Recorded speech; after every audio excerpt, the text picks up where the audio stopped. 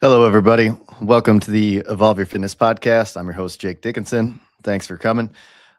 This week, I want to talk about a subject that's coming up, and I think that a lot of people are talking about, which is how do we fix the Open, semifinals, and game season um, so that we can continue to have it and it doesn't isn't a drain on the resources of the company. Um, First up, I want to go over just the leadership. I know recently Don Fall has caught a lot of flack for not being the type of leader that people expect him to be, but I think he's doing an excellent job. Um, I think you have Dave up front on the front lines. He's out there doing his weekend review, covering all that, and Don is the behind the scenes leader, making sure that everybody that works for the company is getting what they need, that he's clearing um, barricades out of the way for people to do their job so the specialists can do their job, the media can do their job, and keeping them on track and providing that vision. But we don't need two leaders out front where everybody sees them all the time. In fact, it gets really confusing the more they talk about it. This is kind of part of like the CrossFit methodology, which is like decentralized. Everything's decentralized, right? Um, that gives affiliate owners the ability to focus on their message and how they want to be portrayed instead of having this leader out there that's always pushing what they think. And I think Don does a great job at that. He's not trying to take anything. He's not you know he's not trying to say, "Look at me," kind of maybe like in Eric Rose would have. Okay, Eric Rose was out there in the front a ton, and people weren't a fan of that. Um, he's just quietly going around, going to a lot of events, talking to a lot of people, getting a lot of feedback, and then I imagine he's going back and he's implementing this feedback and making the changes he needs to, and making sure teams all have everything they need. And then that's a whole type of leadership, and it's one that we haven't seen at the top a whole lot, and I think that it's a position we need. So I just thought, I mean, if you look at our numbers, right, 2024, we were like almost the second highest number of open registrations we've ever had. So we were going in a good place there. Obviously, last year was a tough year due to all sorts of circumstances. And now this year we're bouncing back, and hopefully we can continue that progress. I think the company's headed in the right direction, and I hope we can just keep going. And I don't think we need a leader out there uh, barking orders at everybody, and just let affiliate owners do their job and continue to thrive as well. Um, on the Open, things to help fix the Open. I think we have a lot of participation that we could increase with just doing a few simple things, and that focuses mostly on two ideas: retention and incentivize. And so first up, retention. I think I can't speak for the company on this, but I think if they can take a look at their numbers and find out who they are, um, who's dropping off the most. Is it people from the 40th to 50th percentile, 50th to 60th, 70 to 80th? Where is that drop off? What is stopping people from being a 10 to 15 to 16-year open participant? Um, is it just the first timers come in and then they don't like it? It was too intense and they leave. That one's kind of tough to fix. Like I said, CrossFit's can be done by anybody, but it's not for everyone. Or is it people who have been doing it for a while, but something happens that they grow disenchanted with it? So, um, a couple things for that. Uh, I have ideas of like, maybe we could have 4 different divisions. So right now with only 3 divisions, right, RX, scaled, and foundations, um, you're limited in your programming, especially when it's only a 3-week open. We want to make it feel accessible, and we want people to feel like they can do the workout. So a lot of times the workouts are a little simpler, not as complex, not as heavy loading, not as high skill. And if you've been doing this for a long time and you've been practicing those things, that could be irksome, I guess you could say, right? some of those people wanting a chance to flex that, and they don't want to have to wait until the 15th minute of the workout to do it. Um, so yeah, little things like this, and I know some of it is, you know, some of it's just people not wanting to work hard. They want to let's start off with the ring muscle up so I can immediately be ahead of a bunch of people, or let's start off with a 225 clean so I don't have to work hard and I can be ahead of all these people. So, we don't want to get too crazy with it, but I think we could slide the scale a little bit more. And then if we had a fourth division, like a pro division, RX scaled and foundations, you could kind of have a little more complexity coming out of the gate. And then you could also have, the workouts that are a little more simple, or they don't stop people in their tracks so much. I also have ideas of like, if we could do, if there could be like a minimum work requirement for each division. You either hit that work requirement, and if you don't, then you're going down to a certain level on the division below you.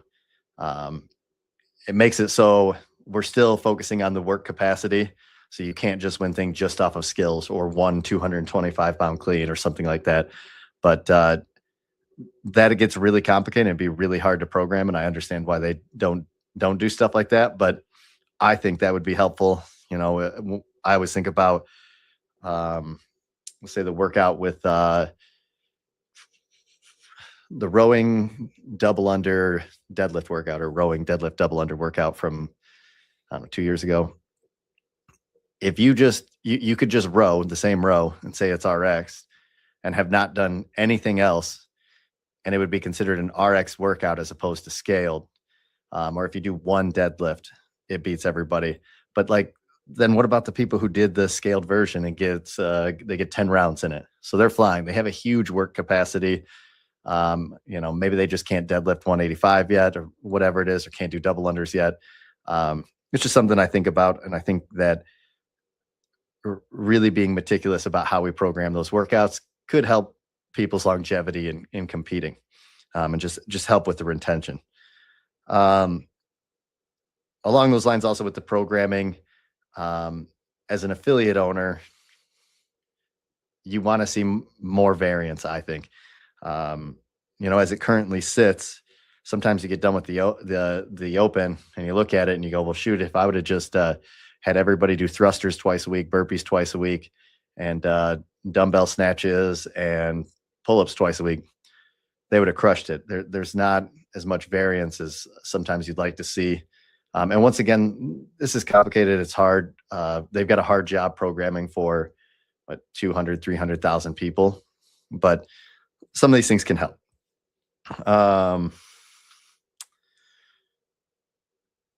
Next up, incentivizing everybody. I look at that as, doing something as simple as, we've been charging $20 since the very first open, which I was in 2011. If you could just take that and bump it up to $30 or $25 and do a $10 kickback to the affiliate owners, give them $10 off their affiliate fees for each member of their gym that's signed up, they get something back, and it incentivizes them to make sure people sign up on CrossFit.com and not just for their intramural open, because I think we're battling that a lot right now. It's a lot of work. It's 3 weeks. You're going out, you're buying tape, you're making copies of all the score sheets, printing off all the rules, making sure everything on the floor is set up, working extra hours, putting in an extra makeup session for people who can't make it to your normal Friday Night Lights, or as we do Saturday Morning Madness. So there's just extra work. And I think some affiliate owners, get burnt out by it, and just getting a little something from HQ could help. Like I said, just $10 off of their affiliate fees for each person that signs up would be a huge, huge thing. And then that could, we'll go into that a little bit later, but like I said, we are decentralized. The affiliate owners run their own ship. And so because of that, not a lot of the clients are, going to CrossFit.com even looking at CrossFit.com or CrossFit's Instagram page or anything like that. These people are focused on their gym, you know, their coaches, their owner, and that's where they're getting their leadership from. And so the more you can get the owners behind getting people to sign up, you know, via the CrossFit Games website, the more people they're going to have sign up. And then that puts more money into the whole ecosystem so we can continue to put on better and better competitions as the years go on. I think the clients are also more likely to sign up if they feel like the money that they pay is going to directly benefit their owners. I know we hear it a lot here. You know, there people say, "Well, how much of that money is going back to you?" And I say nothing, and they can't believe it. And it doesn't matter to me. You know, we still have a large portion of our gym signed up, but I'm just coming up with ideas on how HQ could get, you know, maybe other affiliate owners who are a little more burnt out to sign more people up and make sure that they sign up on the game site as opposed to just doing their intramurals. Because some gyms are still doing intramural things inside of their gym, and then people just pay the owner, and the owner puts on, you know, he takes it off the website, and then they set up their own thing. Yeah. Next up, I would say if you could use the open to allow lower level people to qualify for their own competitions, and I'm going to have more on that in a second, but you can build more fans of the sport. I don't think CrossFit's a big, like, people who CrossFit are not going to be the type to watch, to like show up to an event and watch people they don't know, especially if they're not like into the competing side of thing, right?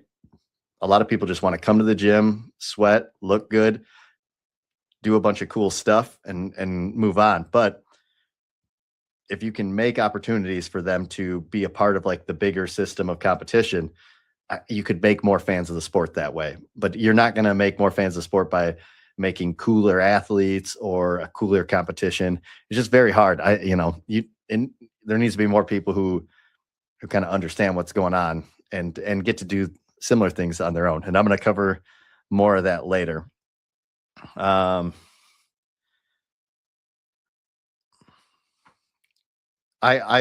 have feelings that, you know,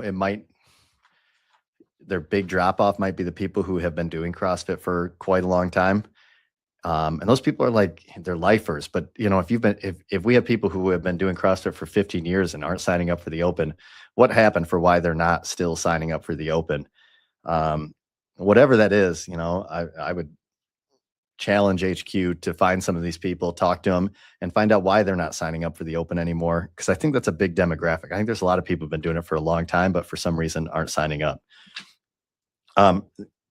Just some quick math with, say there's 8,000 affiliates, and each affiliate right now, I think the average number of signups per gym is like 21.9 or something like that. I think I saw that on Barbell Spin. So that's a very low number considering I think Chris Cooper said maybe the average gym has like 120 clients. I might be off on that, but only 20 out of 120, that's a very low percentage. If each gym could get 20 more people to sign up, and I think that should be easy because there's some gyms out there with like 1,000 clients and they're not tipping the scales on the open. But if you could get 8,000 gyms to get 20 more people to sign up, if my math's correct here, and who knows if it is, hopefully it is, they could be generating $3.2 million more dollars. You know, that's just quick math. And I think that's very doable.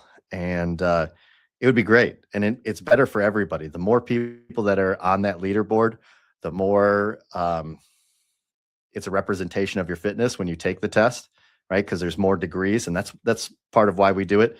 You know, you finally get outside of the gym. You know, a lot of people have been coming to their gyms long enough. They know who they win against. They know who they lose against. So, you know, you start to settle in that way. And when we can get on that worldwide leaderboard, you can see, well, man, I always come to the 4:00 class and usually I finish in the bottom 25%. But man, now that I'm looking online, I'm actually in the top 50th percentile in the world. I'm way more fit than I thought I was. Sorry, excuse me. We find that a lot at our gym. And that's what's really cool. It makes it exciting, and it gives people a little pat on the back. But like I said, the more people that are signed up, the more we can get a better representation of where everybody is on their fitness level. I think they're doing a good job with some of these different things, like whether it's quarterfinals or they had the oh boy, don't let me blank now. Um, Community Cup or whatever it was. Yeah, was it the Community Cup? Farther down the line, I thought the Community Cup was awesome. We were able to work it in to our regular programming, and we just told everybody, hey, these are the days we're doing it. If you want to do it and you want to sign up, go ahead and sign up, and we can all do it. It was like it was a lot easier sell than even the open, because everybody was already going to be here. It was going to be a normal week, and you were going to do it in class. You didn't have to show up at a special time or take any extra time. But yeah, that's I think they're doing a good job with all that. And the Community Cup kind of ties into what I was talking about with incentivizing people through lower level competitions, um, but not at the same time as the regionals.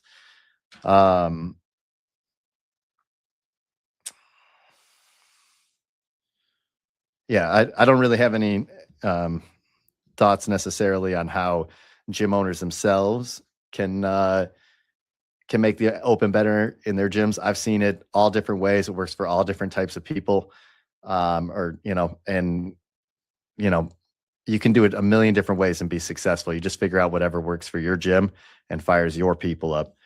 But, these are just a couple things that maybe HQ could do. And like I said, I think they're doing a pretty good job already, but these are just ideas. We're trying to grow the pie as much as we can, and keep the ball rolling.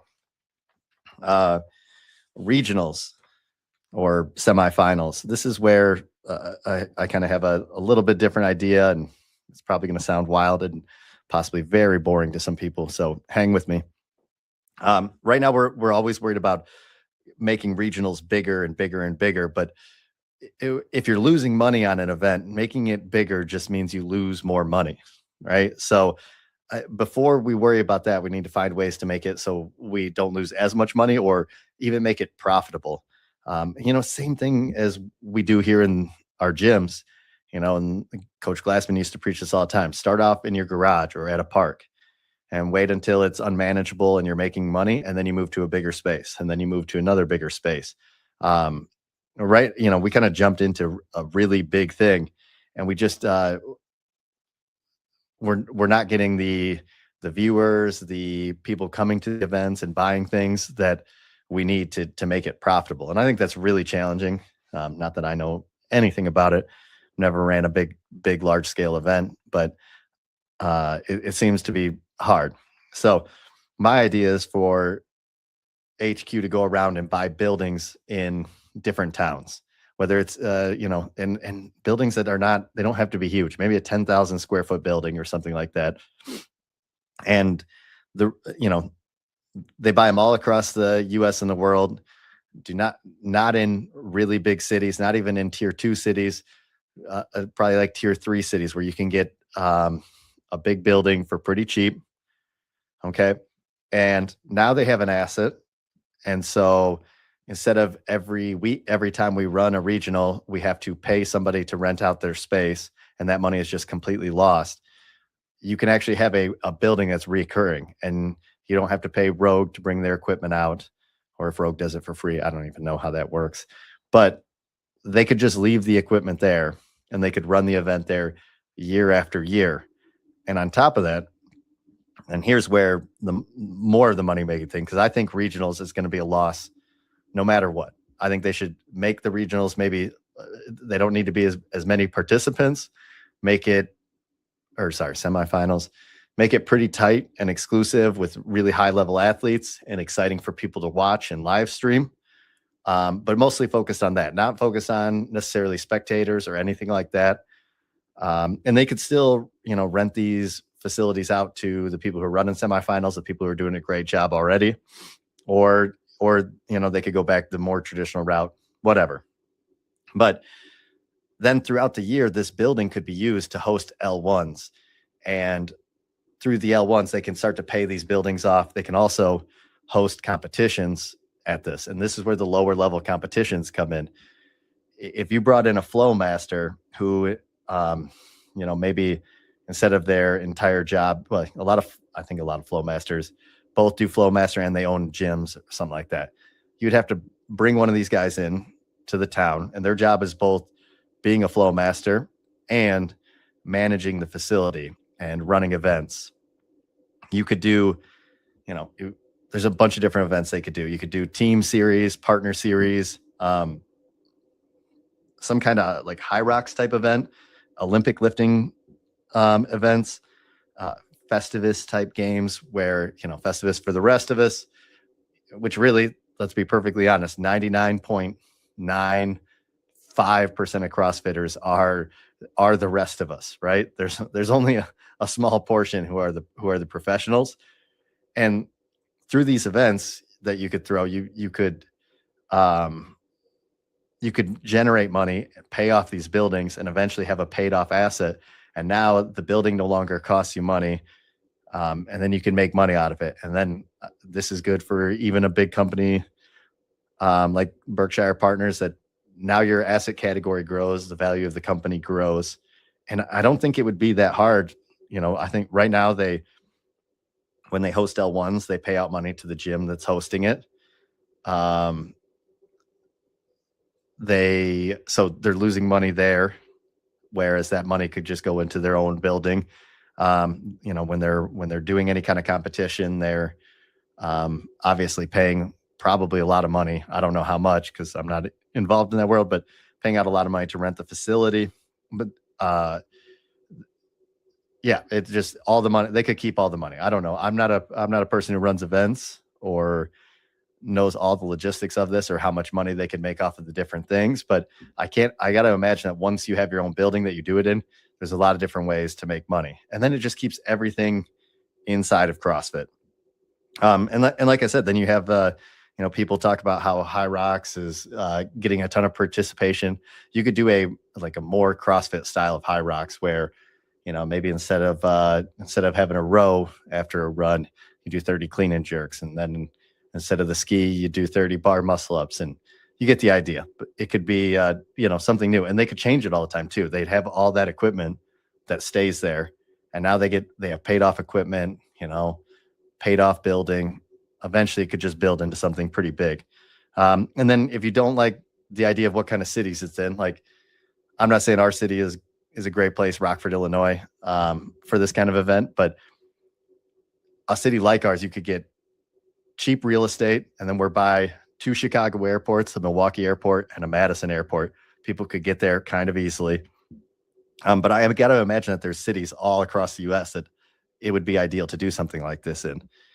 And then the idea on top of that to build off of it was like their crown jewel at the end of it would be for them. And this is somewhat stolen from Matt Souza from Sevon podcast, but their crown jewel would be where they host the games. They would have a physical location, CrossFit HQ, where they run the games out of, and they could also do seminars.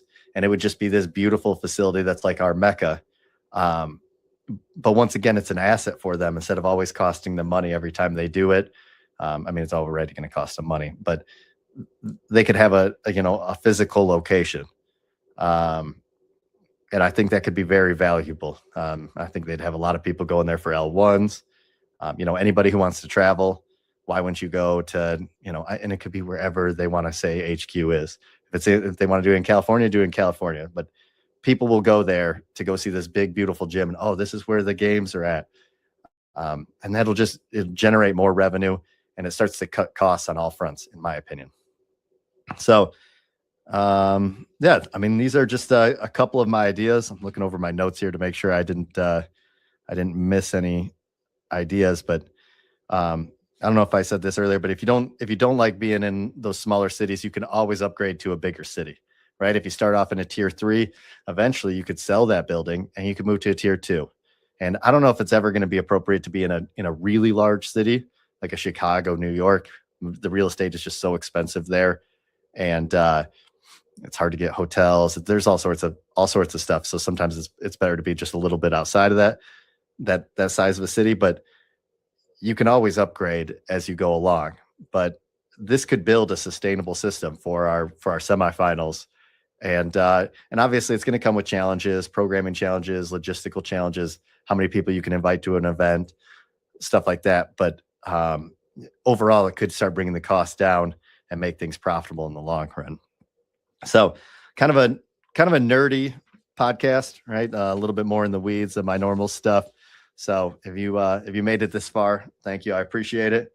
But yeah, if you listened to it and you liked it, please like and subscribe. Maybe even leave a comment. If you made it this far, I really appreciate it. And hope you all have a great day. Thanks. Bye.